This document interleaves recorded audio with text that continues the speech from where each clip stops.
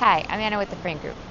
Today we'll be cycling your DCI 140-gallon jacketed mixing tank.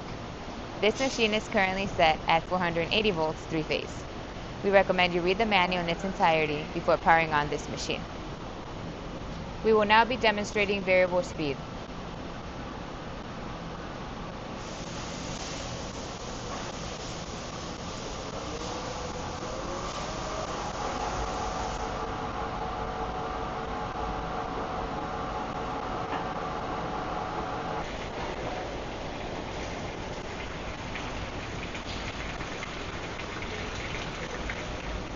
We pressure tested the jacket and it is currently holding at 125 psi.